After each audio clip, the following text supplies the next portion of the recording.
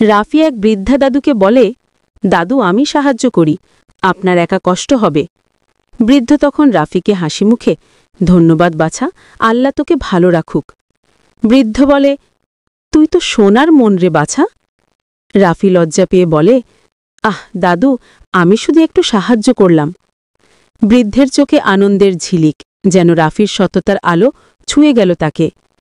কিছুক্ষণ পরে রাফি, এ কি, একটা সোনার মুদ্রা, এটা কার হতে পারে? সূর্যের আলোয় মুদ্রাটা ঝিকমিক করে উঠল, আর রাফির মনে প্রশ্ন জাগল, নিজে রাখব নাকি ফেরত দেব? দূর থেকে দেখতে পেয়েছে নীলা। তুই এটা নিজের জন্য রাখবি রাফি? রাফি বলে, না রে নীলা, এটা আমার নয়, যার হারিয়েছে তার কাছে ফিরিয়ে দিতে হবে। সততার পথ সবসময় কঠিন, কিন্তু রাফি জানে ঠিক কাজটাই সঠিক পথ। রাফি তখন বলে, চিৎকার করে, দাদু আপনি কি কিছু হারিয়েছেন? বৃদ্ধ তখন আশ্চর্য হয়ে, হ্যাঁ বাছা, একটা সোনার মুদ্রা হারিয়েছি। রাফির তখন এক ধরনের তৃপ্তি, যেন সততার আলোয় সে পথ খুঁজে পেয়েছে।